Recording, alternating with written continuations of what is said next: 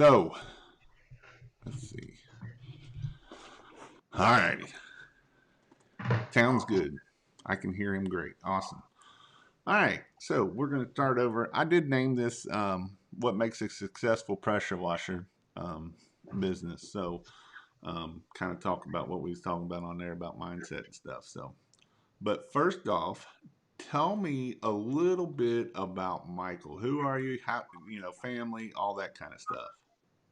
Oh, um, who am I? Not really pressure washing related then. Do what now?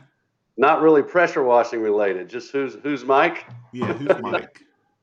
Oh, well, I'm a father. I got 3 kids and been married going on 12 years now, and blended family.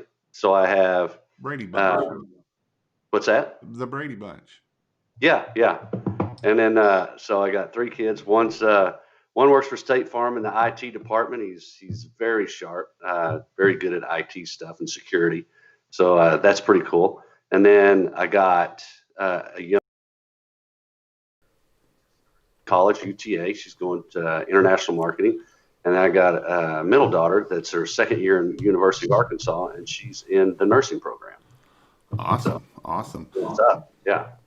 So, how did you get started in pressure washing? Well, I was kind of raised into it. Was it raised or reared? Yeah. I had. Tell me if the sound gets bad because I'm gonna try to relax a little bit No, here. you're good. It was I don't have to lean it forward. was my stupidity on my side. It was on my I thought it was in my earbuds and it wasn't. So, Okay.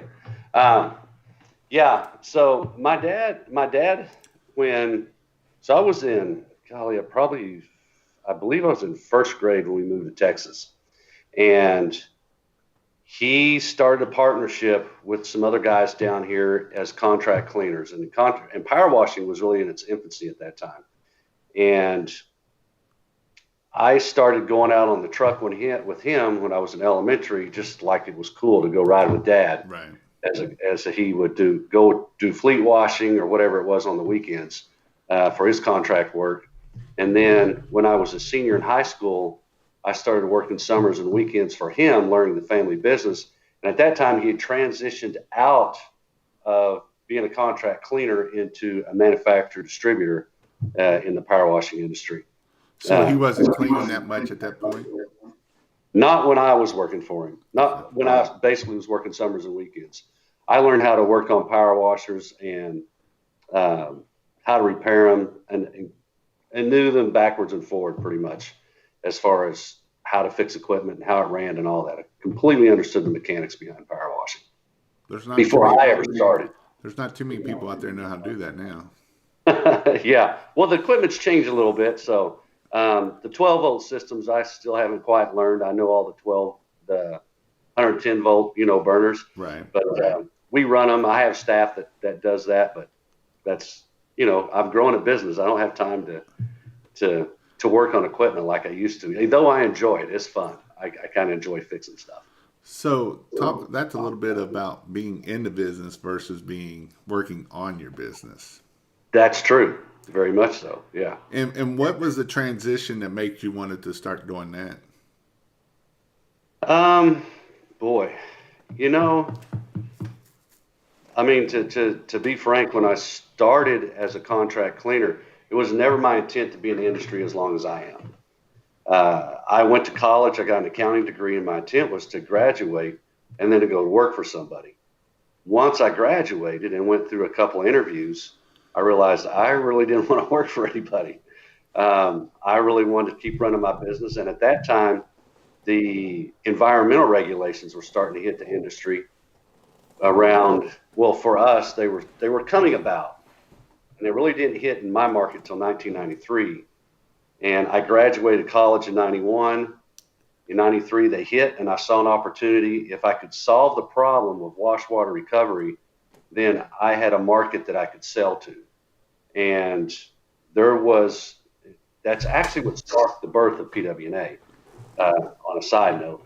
But I used that as an opportunity to grow my customer base and to offer power washing with those services. And because of what we were doing with PWNA at the time, I shared everything I learned. Told people what I was learning, how I was recovering water. And Dad actually started manufacturing equipment to be able to do it. Mm. And other people, used those ideas and incorporated it into their equipment too. So it was kind of a thing to help keep the industry alive, because there were several people that just said, forget it, I'm going to get out of business. And that's what they did. So that's how that, so kind of transitioning I didn't ask your question. I got sidelined, which I can easily do because there's a lot for me to talk about when it comes to power washing. The transition for me was probably in '93 when I decided that I was going to stay in the business and I was going to go full time with it. Now, I had seen several contractors through working for my dad that grew their contract cleaning business, but they were still behind the gun all the time. Right. And I don't like to say that's bad for anybody. If that's your choice and that's what you want to do, there's nothing wrong with that. That's just not where I saw myself when I got to that retirement age. And the guys that I can think of, they were successful. I mean, they did quite well. They lived in nice houses. They took well their kids went to college and stuff like that. I just didn't foresee myself in my 50s and 60s being behind the gun. That's not really where I wanted to be. So I began to think, how do I grow the business? And I started learning management skills, those kind of things, and how to grow, and just started going down that path. And I think for the most part, even though I had a college education in accounting, it helped me a lot with my business, but it didn't help me a lot when it came to the people side and the management side. And if you're going to grow a business, that's where the skill set comes in to grow a business, is being someone who's good at managing people, understanding people, and can be a leader that people want to follow. Now, micromanaging, that really helps that out, don't it? Micromanaging? yeah, a lot of sarcasm there. Sorry. Well, and that's what a lot of us have trouble with. I mean, if you want to grow, it's hard to let go, and it's hard to stop being a micromanager. It's hard to let go of that stuff and start trusting people, and then giving people the tools and the guidance, and to help them grow. Right. If you're going to grow, you have to help other people grow to help you grow. It's. I always say the hardest two things in starting a business is obviously going full time and getting off the truck. Yeah. And letting people do what they need to do, and letting people finding the right people that can be successful for you, and give, like you say, give a little guidance, and then you're able to let it go and let them do what they're good at. And when that happens, then you become like Michael and explode and move on. But you still have failures. You still have things that go wrong. But I still have failures today. That never stops. That's part of the growth process. And that's the beauty of it, And so what is, I know I talked about a little bit, but mindset, I believe a lot has to do with mindset and how we can grow our business and things that we need to do. And so with that said, what are some things of mindset that you think that will help a person either start or grow or get to that next level? Boy, it's funny you say this. I actually do a presentation that has a lot to do with this, but I think I've seen that presentation. That's why I'm asking that question, because I think you gave it up at Bethlehem. So it might have been along those lines. I'm not sure, because I've done so many. But I will say, your number one asset is your mind. And a lot of people say your number one asset is time. And I won't discount that time is a huge asset, and that it is a very valuable asset because it's finite. But your number one asset is your mind, and developing your mind and being able to strengthen your mind and to grow your mind is going to be what determines how you become successful in life. So I want to say that before I say what's going to make you successful. So your mind is your key to being successful. And it can either help you be successful or it can be against you. You play the biggest role in your success by either listening to people who doubt you or listening to people who encourage you or being that voice in the back of your head that makes you get up every morning, has the determination and the um, discipline to do what it takes to be a successful business owner. And that goes for every aspect of your life. If you don't have good control of your mind, you will never be successful. And some people will have a very hard time understanding that concept because they don't look internally to improve. They look externally and they blame the world for their problems. They blame the world for where they're at. That doesn't mean that bad things don't happen to good people. That means that everybody has a different path in life to walk down. And when you compare yourself to someone else's path, you're already defeating yourself. You need to look within your own path and find the things that you can do to make yourself better and take advantage of the things that have happened to you or that you're blessed with so that you can be a successful person and successful in business and life in general. So that might have been really deep to No, the I love question, it because that's one but thing I always try to that's what it takes. say, you got to be, you're like the five people you're around. And so if you're around successful Very good. people, you'll be successful. And, you Yeah, don't always want to be at the top of the five people you're around. You'd rather be at the bottom of the five people so you can move up versus being at the top and then you have nowhere to go. right.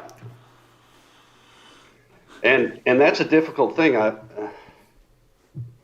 It's hard for me at times, and I try to find myself in challenging situations. But the more successful you get, the easier it is to insulate yourself and kind of like be the smartest person in the room all the time, or to be the guy that doesn't have to work so hard. And so if you can find and put yourself in those challenging situations and have somebody around you that challenges you, um, that will enable you to keep growing and become better at your skill set or new skill sets even. So one of the guys on here, I talk to him a lot, and he worries about his competition. So so I should stop worrying about my competition. Yeah, yeah. Well, to a degree. I mean, I watch, I kind of pay attention to what my competition is doing. But you know what you should really pay attention to, more important than what your competition is? Your customers. What do your customers want from you? What makes your customers happy? And focus your energy on the responses and the input you're getting from your customers because that's who you need to make happy. That's a good point because I always tell them go look at what their competition's doing bad. But if your customers are writing good reviews about you and you're doing Yeah. good things, that's what we need to keep focusing on and keep Yes. pushing on that. So what happens, and sometimes I'm a victim of this too, and I have to pull myself back. If you start looking at all your competition and what all of them are doing, because we don't have just one competitor. Usually we have one or two that are good, and then we got three or four, maybe five or six others out there that are those little voices that we see in the things that we're doing. And then you start trying to duplicate all those different things out there, and you're never good at one or good to your customer that you service well. So make sure you find that customer that you service well. And one of the things that was explained to me a long time ago that I find to be a helpful is to think about who is your best customer and what is it that you like about them and why are they your best customer, and keep doing those things to attract other customers that are like your best customer. Yes, find their friends. Yeah, exactly. Yeah. 100%. And But on a side note, I'm gonna apologize if I sound a little stuffed up and congested. I actually got diagnosed with COVID on Monday. did you really? So yeah, so I'm working through it, and I'm at home in quarantine right now. Nice, So nice, that's nice. why I sound a little hoarse, but um, actually it's not that bad. I'm fortunate not to be as sick as some are from it. Have you had a fever or anything? I've never had a fever. I haven't had a fever at all. I've had a little bit of some mild body aches, um, and trying to think. Oh, and it feels like I've had sinuses or allergies. Yeah. So my head gets a little stuffy at times, and then it goes away, and then it comes back. But Gotcha. Other than that, it hasn't been anything that's concerning for me. So with, I know I've been in business for like a third of the time you've been in business because you're getting old. You're older than a lot of people on here. You know, I got one guy in here. He's 15 years old, wanting to know how to get more clients and start, that kind of stuff. Um, I and, love hearing that, because I started my business in 1985. I love hearing it too because I Yeah. actually met Wesley. Wesley is a dude out of Atlanta that started when he's 19. He's 25 years old. He's going to hit $1 million this year, just house washing in a small area. And that's Mhm. what I love to hear, success stories of that. But Yeah. but talking about that, so I know I've been in, and I've seen a lot of people come into the business. I've seen a lot of people, fail or whatever you want to say. So with how long you've been in business, what are some things that you see that are different that make people successful and profitable and stay in business versus the one that goes out of business? Well, understanding when you're profitable. I think that's one of the biggest things that I see causing new people coming into business to fail. They don't understand their costs and they don't understand how to charge right. And they think the best way to get business is to get business based on price. Um, Everyone's going to do that to some degree when they first start. But if you don't understand your costs going forward to adjust your pricing so that you can be profitable, then you're going to continue to make that mistake over and over. And you're not going to be able to adjust your numbers for the next job. So, and I did it. I underbid some jobs when I first started, and I chalked those up to experience because even though I underpriced it, I was learning. And sometimes some of the jobs I took on, I didn't really know how to do back then. There wasn't the sharing of information like there is today. So I had to really just go out and learn on the job and use my best judgment on what it took to do the jobs. And sometimes I hit a home run, and sometimes I didn't. So what I see people failing at is they work a 9 to 5 job. Let's say they're making $15 an hour. So then they go get a power washing job and they say, well, I'm gonna charge them 25 bucks an hour and I'm doing great. Well, here's a problem with that. Okay, let's say let's change the scenario. Let's make it even better than that. Let's say they're making $25 an hour. They're making a decent wage already. They're making $25 an hour. They have a house, or maybe they're renting. They have a garage. Works out great for them. Now they go get a side job. And let's actually say they're going to charge $30 an hour. So they think they're making more than they are on their full-time job. What they're failing to factor into that is that house that they're storing their equipment in costs them money. That vehicle that they have to drive to the job site costs them money.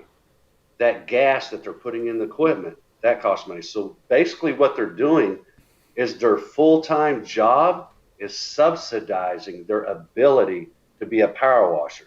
And if you're subsidizing your side gig, you will never be able to go full time. And when you try to go full time with it, you're going to fail because you're not covering your costs to be successful. And I see that happen time and time again. And it's going to continue to happen because not enough people are going to listen to what I'm saying, or they're going to think they're smarter than me and that they're mad because I just told them they did it wrong. And this is coming from an accountant, which is a math guy that loves math. And guess what? At the end of the day, it's all math. It's all math. It It's is. all about cost. It's all about how much time. It's all math at the end of the day. That's what's Yeah. going to make or break us at the end of the day is figuring out what the cost is. And I agree 100% because, I always love the people that want to be cheap and think that they go off of quantity or, quantity Yeah. versus quality. Yeah. And it's like, Right. you're not going to be successful at the end of the day. So, so you do a lot of things, and you own probably is it? I don't know if you own one of the biggest fleet washing companies around. I know you are all over across the country, aren't you? Is that correct? Well, I'm not on my fleet washing. Well, okay, so what do I own? What do I have?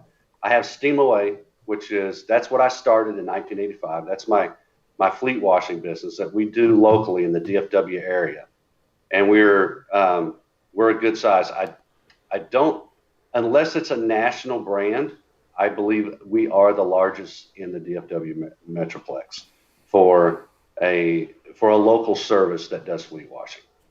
There are some national brands out there that are bigger than us. Um, and then the kitchen exhaust cleaning I do, which we cover the state of Texas, Oklahoma. We go into Louisiana, New Mexico, um, a little bit into Kansas, Colorado, and those New Mexico, Colorado, Kansas. We're using some subs for that, but we self-perform 95% of our work, which is in Louisiana, Oklahoma, and Texas. So we have some bigger clients that we just need a little help with in those outside areas that we cover. And then we have powerwash.com, which we have, if it's okay for me to plug, we have a YouTube channel. No, I put the link. I put the link down into the description because I'm going to try to help Michael get some Okay, I subscribers today. appreciate that. So, That's actually, I think the link you put in is for Power Wash University, oh, I which we think it don't, is. It's my competitor, so that's all right. yeah, we don't post that much on the Power Wash University I'll side. change that. I'll change out that link Yeah. then. Um, but we do that, and then of course, like you said, Power Wash University is we kind of compete, but it's always good to be a friendly competitor and have people that are respectable in it because not everybody's like that, unfortunately. Hey, I learn from a lot of people. I buy from my own competitors, and I learn stuff off of. Yeah, I don't discriminate because I'll tell you yeah, right now, I don't know everything. Michael don't know everything. right. I guarantee I don't know everything. I got my niche. It is what it is. And that's Well, why. I think you do good. You do real good. You've actually you've grown your channel tremendously. You've done a good job at it, and I commend you for it. Kudos. And that's kind of where I'm at. I love doing what I do. I love coming on here doing these lives and helping people start, grow, be successful. And, if they want to go do kitchen cleaning, you can have at it. I've done one or two classes of that, and I'm like, that's the stupidest thing ever to get all nasty, greasy, dirty, and Yeah. I'll stick to my house washing and roof cleaning, Yes. concrete cleaning. I have a lot of people tell me that. I'll tell you what, the first three kitchen exhaust cleaning jobs I did were Chinese restaurants, and I Oh, swore I would never do them again. And then look at me now. I got, you still don't do them again. well, no, I don't. You also teach people how to do it too. So, Right, right. it's they all attract a different type of individual. And um, so like when we hire people that want to work nights, Right. and we find people that do that, and they do good, and they flourish at it. Um, and there are people that have a good background and they know the kitchen industry, and so they go into it and they're successful with it because they have a good skill set and set of people that they know that launch them into that industry really good. So it helps. It depends on what, well, like I said again earlier, it depends on what things you're blessed with in your life that you can take advantage of and to be successful. So, and that's the thing about power washing is there's so many different things that you can clean out there that can create an opportunity. And there's some really finite niches of people out there that are super successful that most of us haven't even heard about because that's And your niche. talking about that, I'm going to go down this road of. I was talking to a guy that has been at Service Master for, his name's Ed. He's up in New Jersey area, and he's been at Service Master for 31 years. And I was talking to him today, and nobody else in Service Master. And so he'd been there 31 years in Service Master doing that. And he was like, why the Jewish people are very successful a lot of times.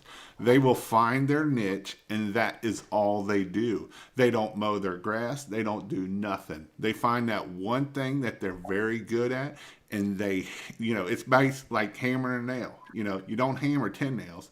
If you find that one nail one time and you hammer away at it, you're going to get better at it and better at it and better at it. And I never heard that, and I don't know if there's truth in that or not. I'm going to try to Uh-huh. find out if there is, because that goes back to Yeah. finding your niche, finding your market, and hammering away and being the best at it in your area, and nobody can compete with you at that point. Yeah. The only thing I would say to that as a devil's advocate is that you get all your eggs in one basket. Right. So do that, do it well, but create some other lines of passive income or passive income streams, and you'll be good. Well, and I even see it even in, I know some people, and you do too, in the groups and that of, they're changing their brakes on the weekends, and this is a larger company that I'm talking about. Yeah, It's like, all right, are you better off spending your time on saving that $20 an hour? The guy could be doing that even $75 an hour, and you'd be working on yeah, that $10,000 an hour thing, or you know what I right. mean? Yeah. And there comes a time when, so I get that when you're first starting off. Right. You're trying to pinch pennies, you're trying to save costs, and it shifts. And my dad said this to me when I first started my business. He goes, "You have more time than money." He goes, "That'll change one day when you don't have the time to do all the things that you're doing now, but you'll have the funds to pay other people to do it." And that really is a hard shift. You kind of talked about shifting and changing earlier. It's a hard mindset to change and to let go of. And I'll say it for a couple of reasons. One is because you want to try to save the money. That's the first one.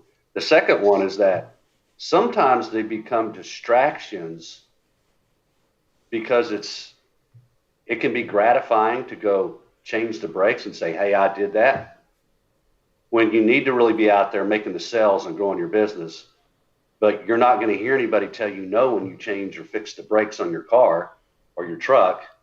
You're going to be satisfied with that. But you're going to get sick of hearing a bunch of people tell you no until you get that one new account that you needed. And it's that big deal that needed to happen. So those are, again, mindsets and things that you're thinking about that can challenge you, that can actually keep you and hold you back and prevent you from growing.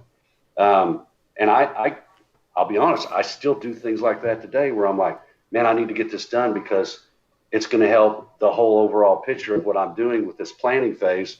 But instead, I'll do something because I need a little more reassurance on, hey, I can do these little things. It makes me feel better about myself. I know you love to do one thing, and I want to hit on it a little bit, Okay. and why you do it. And I think that a lot of times people get into a rut, and they get into a rut that I got to work 70, 80 hours a week, and I got to do all this stuff. Michael's like, "What are you talking about, Jason?" Yeah. But I know that a lot of times as business owners, we need time to be able to think and to be able to clear our minds and stuff. And so I know you have a hobby of boating and love the boat and Yes. stuff like that.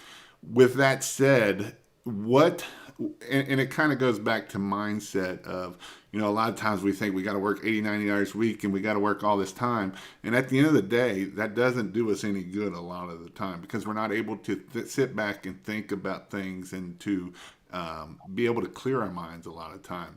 And so I know you love boating, and Yeah. so that is probably your hobby that you go and that you can go clear your mind and think. Is that a thing that is true, or am I just making that stuff up right now? No, no, no. For me, boating is something that, well, boating helps, and I have friends and family that go out on the boat, and it helps distract me and it pulls my mind off of things, and it gives me an opportunity to just shift my entire mindset. But the thing that I do on the boat that I really love to do too, and that's wake surfing. So it's another challenge. It's another thing that I focus on to get out there and get good at wake surfing. And I've actually improved a lot this year because of that, because I just reshifted when I went out to wake surf. But it really helps because sometimes you can sit there. What happens is, okay, so you have a problem or you have a challenge and you're trying to work on it.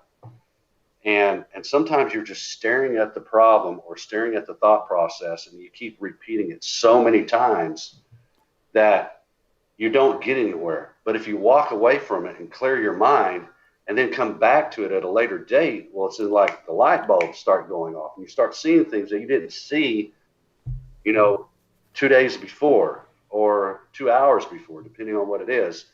And so being able to get those breaks from the mental fatigue and then come back with a fresh set of eyes and thought process can really change the way you see things.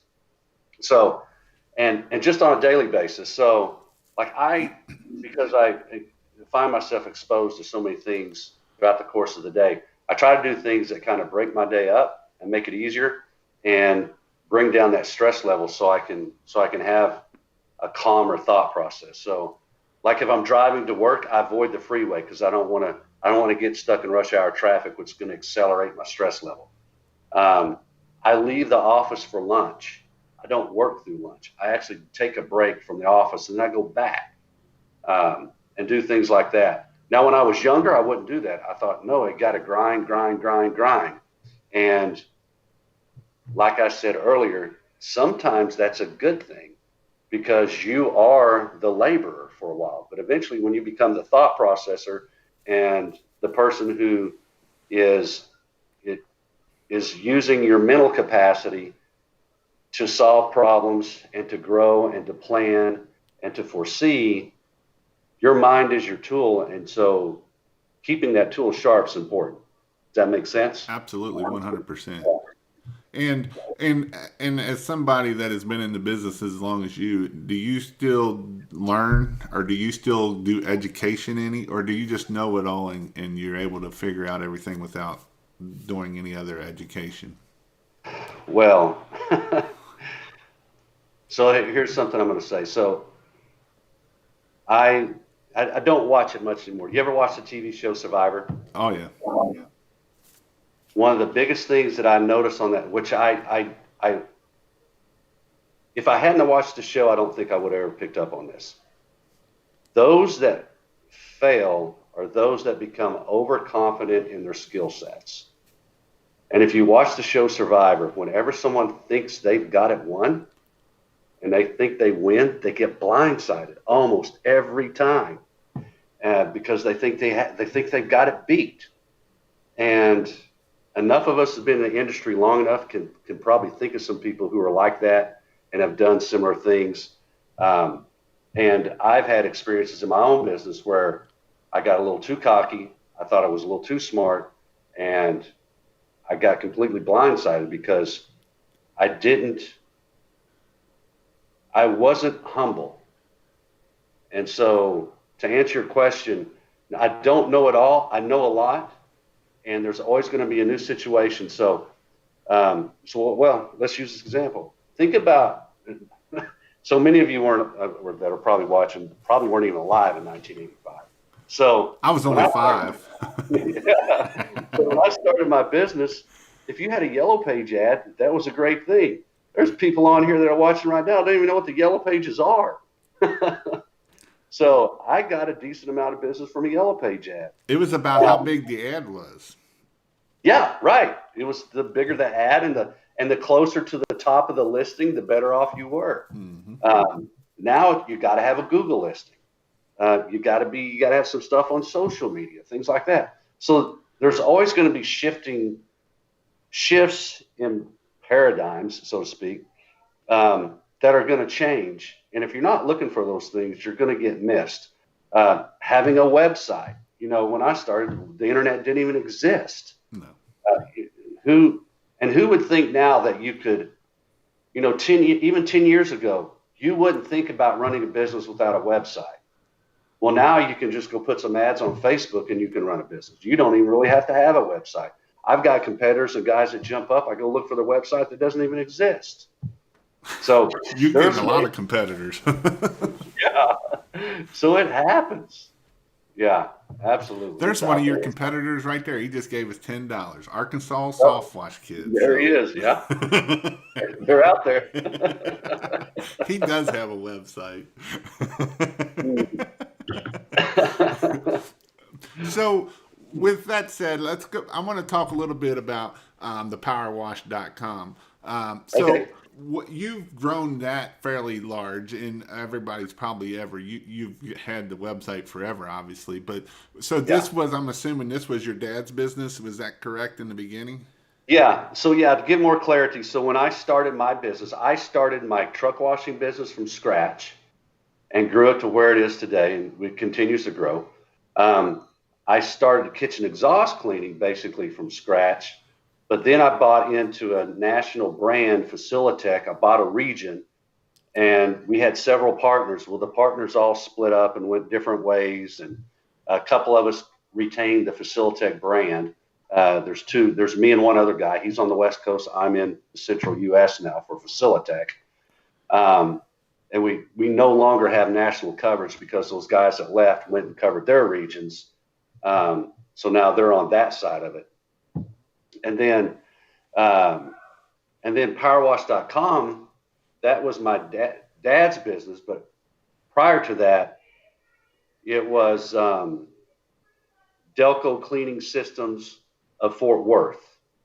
And because of some ownership with trademark and stuff that went back and forth, when I took over, there was just kind of, I shouldn't have to air this, but I'll just say it. I'll just let people know. There was a trademark dispute going on. I took over and I said, you know what, it'd be cheaper to just rebrand and go forward and forget it.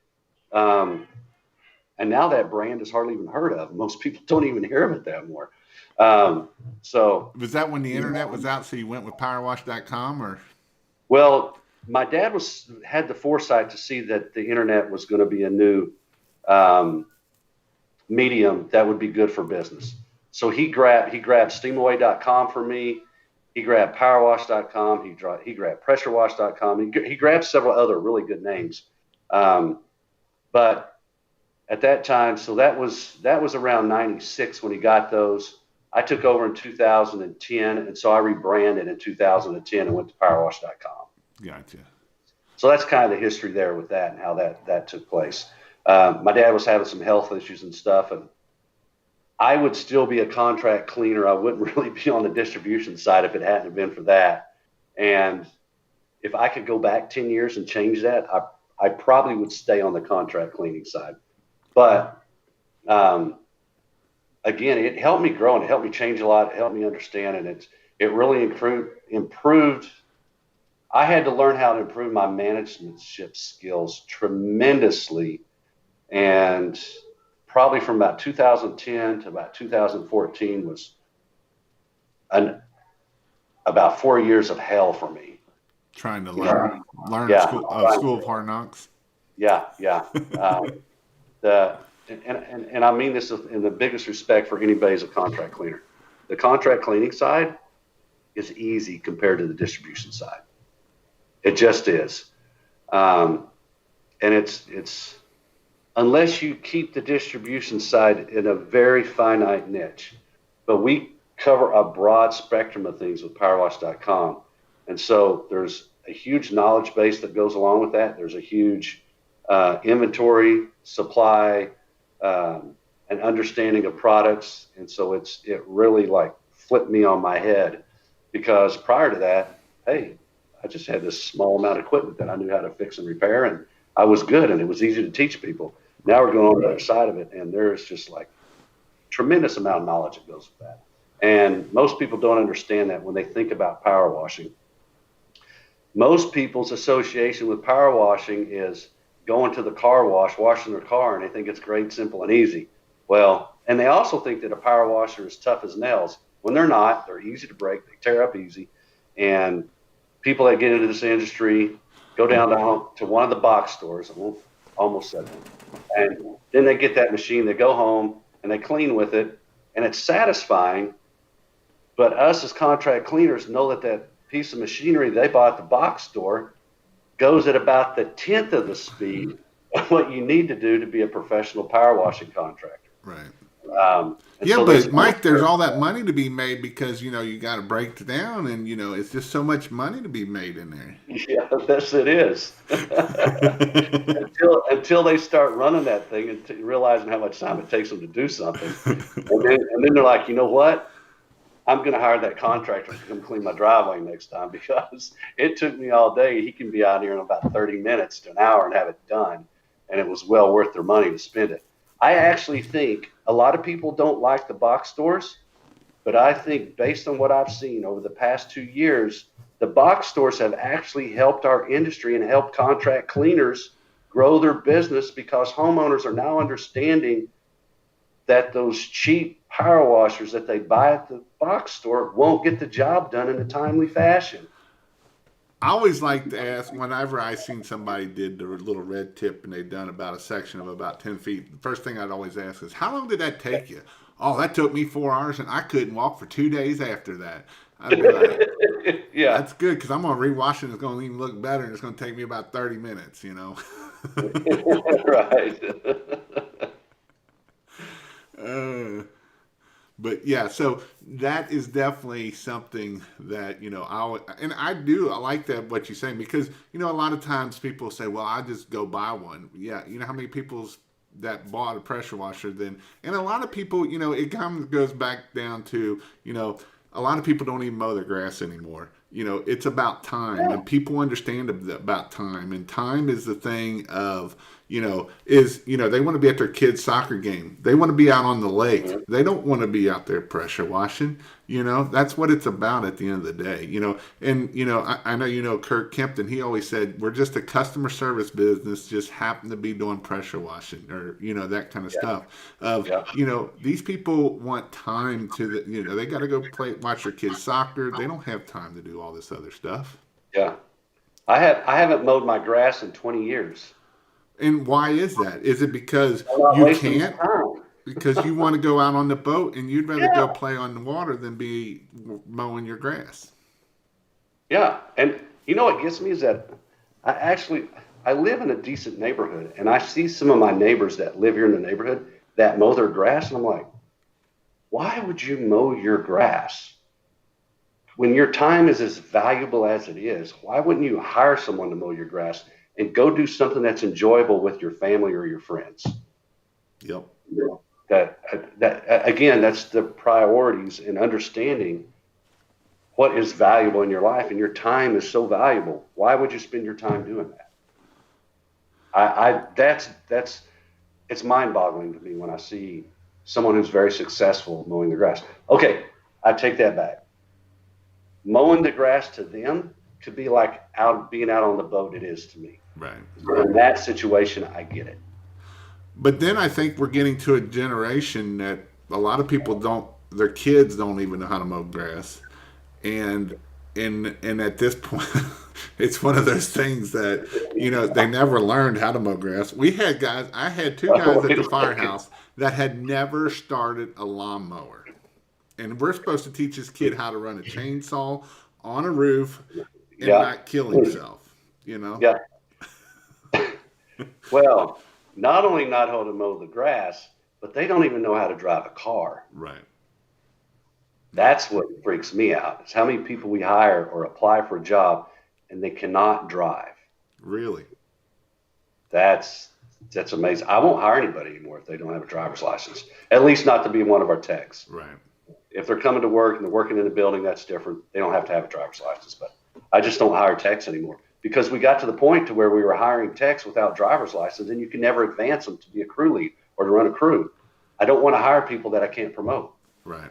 So let's talk a little bit about fleet washing because I've never done fleet washing. I know that there's chemicals and that do all the work, and you all sell the chemicals and all that good stuff. But is fleet, as I've always seen, I looked at house washing, and I go, my minimum was $300, and when you're talking fleet washing, you're talking like $20 a vehicle a lot of times. And so, how are Yeah. you being able profitable being to be able to do that at that rate? Well, I think it's the same thing as it is for house washing or anything else. It's the time it takes you to do the cleaning. You have to have your process down. You have to have good chemicals, and you got to be able to get in a timely fashion so you can get your dollar per hour that you're on the job site up to that number that it takes to be profitable. It's math. It's just being simple.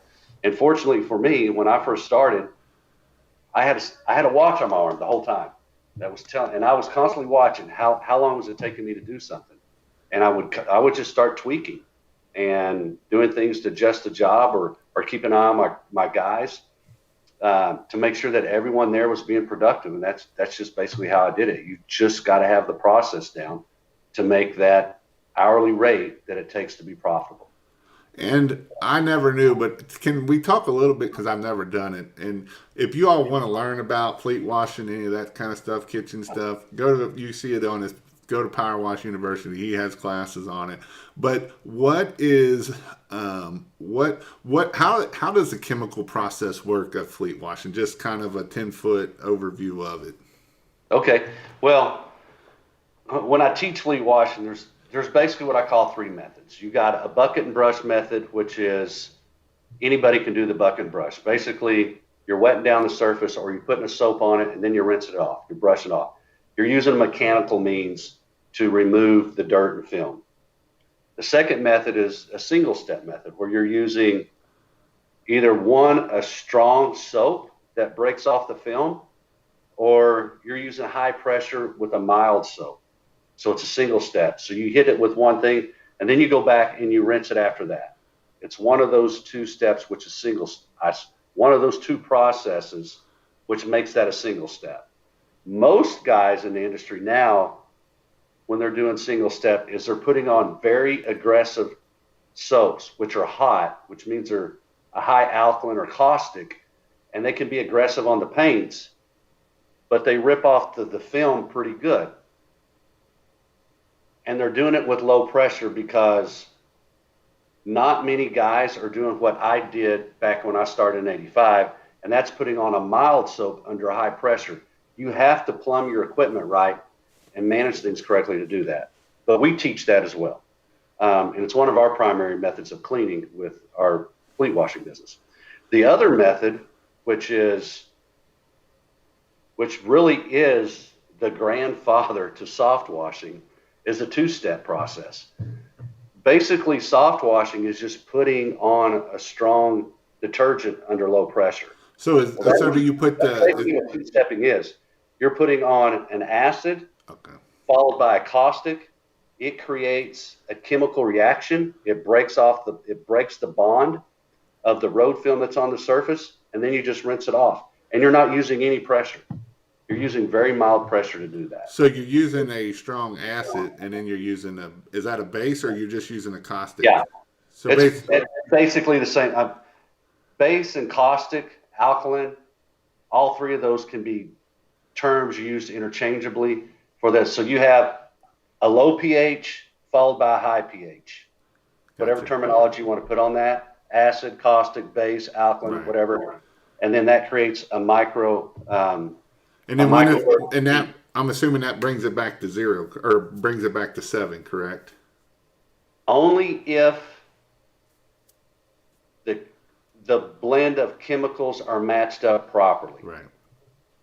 That's the ideal, but it doesn't always happen that way. Now, do they have to reclaim all that stuff? It depends. So wash water reclamation depends on the area. And so I would say that somewhere between 80 to 95% of the areas that you wash in, if it absorbs into the soil, you're okay. Now, there are areas of the country that's not going to work. You're going to have to wash on an impermeable surface, such as a wash mat, concrete, or blacktop.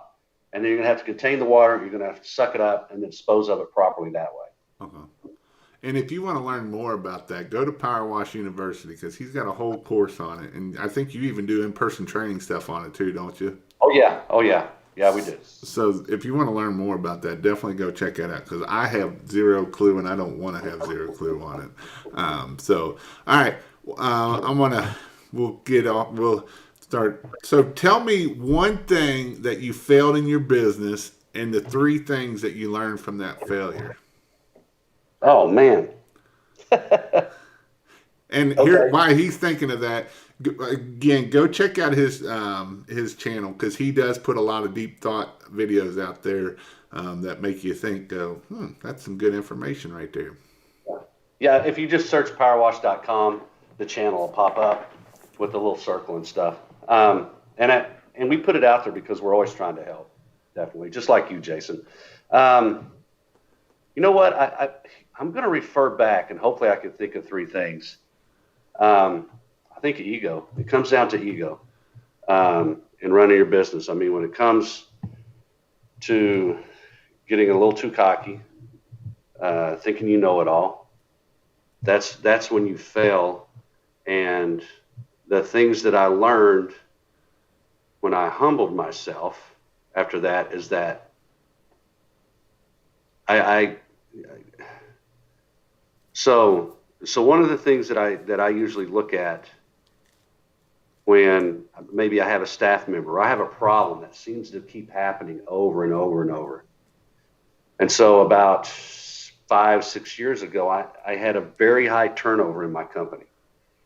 And my thought process was, if I hire this new person over here, that's going to fix the problem because they'll come in, they're causing me problems, and I won't have the turnover issues. They're going to, this person is the bad apple and the cancer that's spreading throughout my company. If I replace them, that problem's going to be solved. But what happened is that this happened several times, but the cancer was still there, and I still had more cancer that came along. So I started thinking about this and started realizing that the turnover and the problems I was having weren't changing when I hired new people. So what was the core of the problem that always stayed the same? It was me. That was a hard pill to swallow, because usually when I saw those problems, I was able to identify something else and it left me out of it. Now I had to realize that if I wanted my company to become successful and to me to become a good leader, I had to change me first. And so what are the things that I saw that I fixed? Okay, so here's things that improved. First thing is I admitted to my team that I didn't have all the answers. That was hard for me to admit, because I always believed, which was a problem, that as a leader, I had to have all the answers. Not only did I have to have all the answers, I had to be able to answer those problems quickly, efficiently, and with good understanding of the problem, and to help them understand how my solution was the best solution. And when I finally realized that I didn't have all the answers and I admitted to my team, their trust in me probably jumped 5 to 10-fold. And I became a real person to them at that point. And they literally wanted to follow me more after that. I did not expect that. I actually thought I was going to lose people on my team when I had to admit that. So that was probably one of the first big benefit. The second thing I looked at is I started looking at why our field techs, our technicians were leaving us and not coming back. So I identified that I had supervisors that they weren't, for lack of a better term, nurturing or supportive to people that we hired. And so they would bark an order. They wouldn't give reasons for why we did things a certain way. They wouldn't train people. They expected people to figure things out on their own. And so I started retraining my supervisors.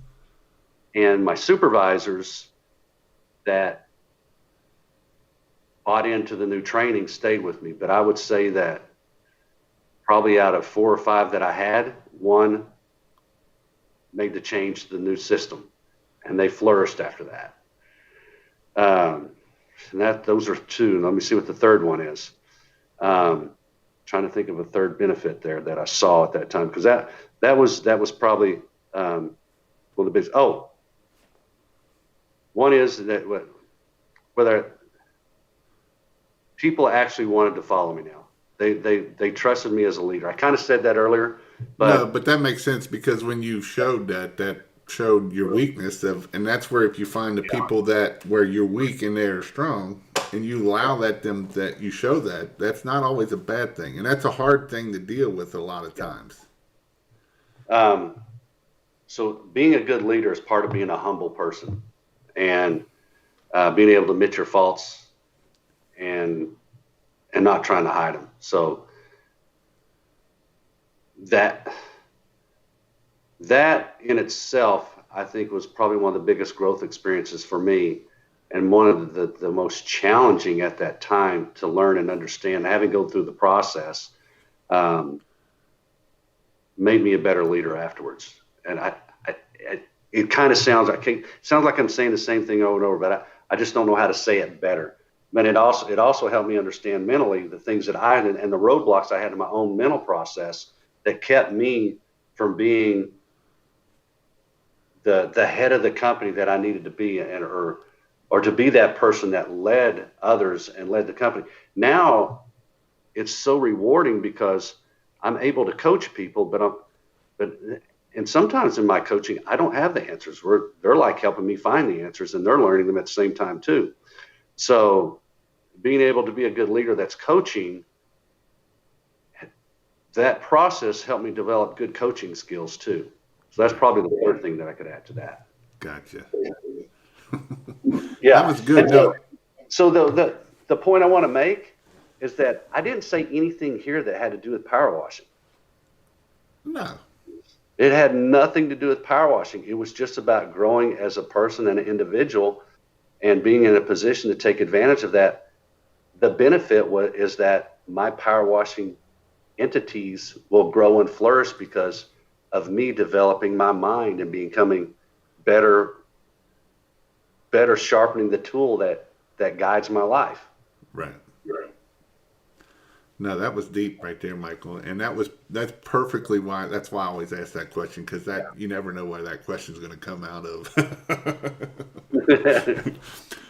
So, if you was a new guy and you were starting out, what are some things, a couple things that would make a new guy successful?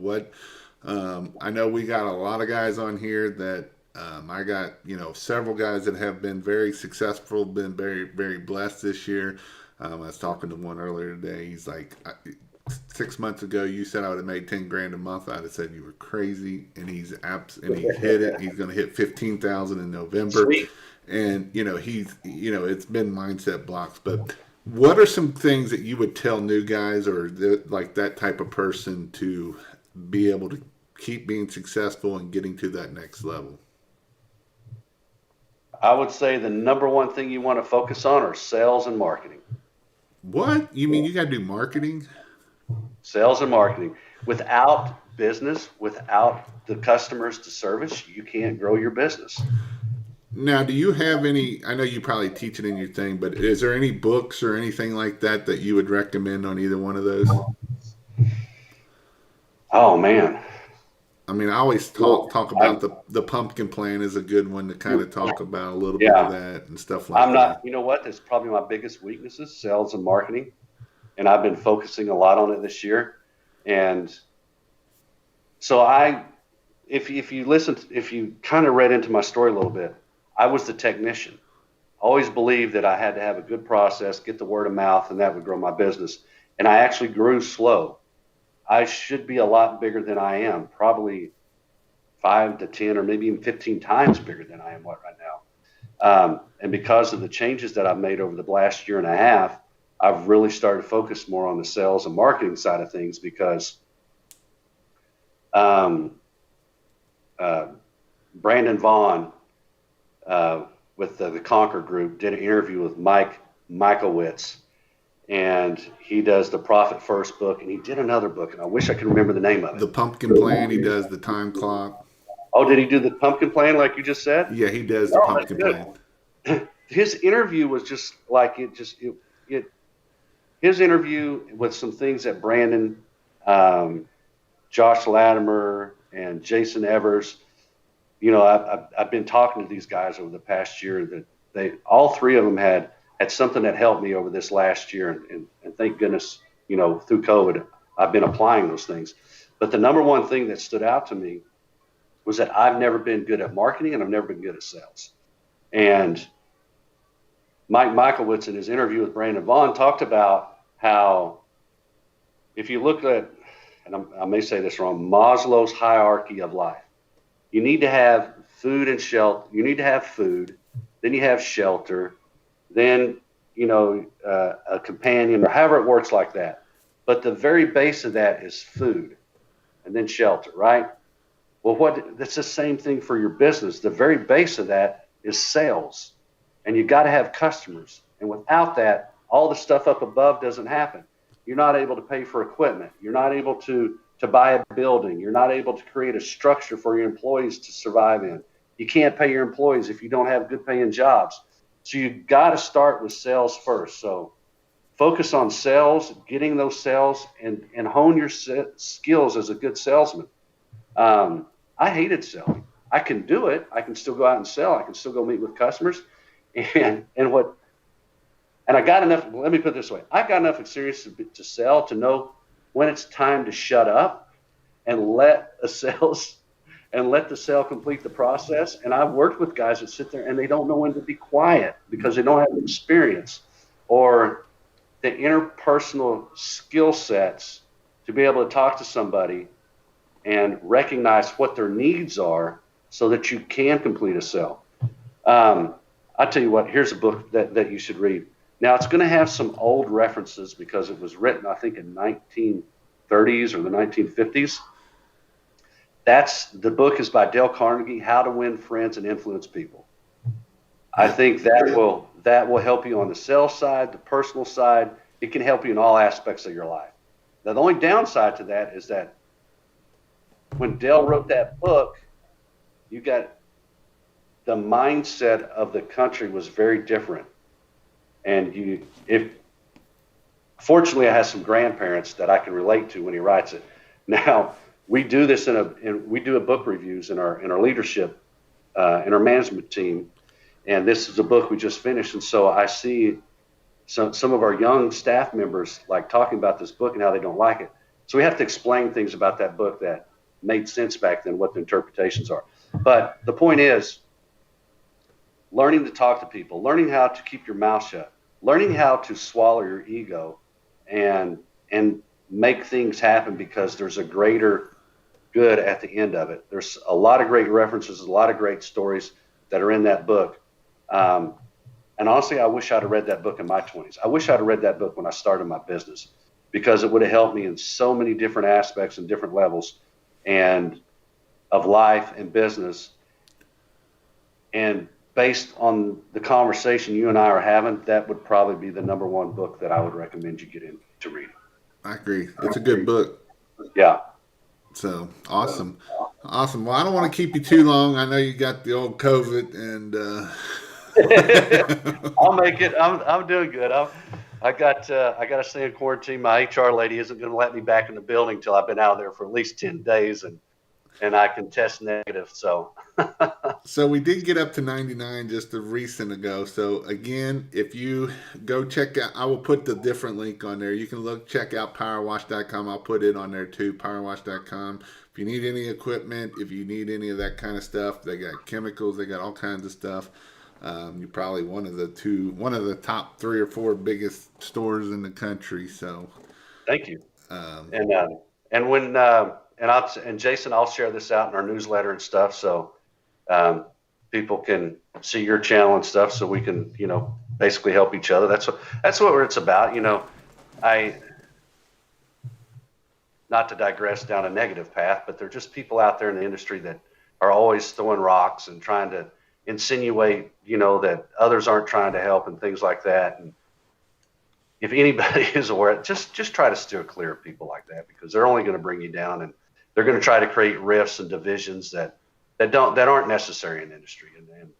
And I'm always here to help. I know you're always here to help, and I just want to say that and put that out there that's what it's about. I agree 100%. I'd rather collaborate, and that's what I was telling people, if you got competition, you're better off going talking to these people instead of being, rah, rah, rah, Yeah, because you never know. You might need, even if it's the big dog, you might need, hey, here's this job to you, or, I need help, then they can help you. And that's the thing. You're better off to work together than working against each other. So I agree. And I'd much rather collab with you than have to fight against you because he's pretty built and ripped, so no. I'm just big and fat, and he's as tall as I am. You're pretty close to tall as I am, I think. So Yeah. I think we are pretty close to the same height. I'm 6'6", so yeah. No, you got me beat. You got about 4 inches on me then. Are you? Oh, I thought you looked. Maybe it was just that big life size thing they had at the huge that day. Just made you look a lot bigger. I used to be 6'3", but age has caught up to me. I'm 6'2" now, so I think I'm starting to shrink. So I don't want to shrink anymore, but it's going to happen. It's part of life. Awesome. Well, I thank you for coming on. And if you hang on here a second, I'm going to jump off here and finish this up.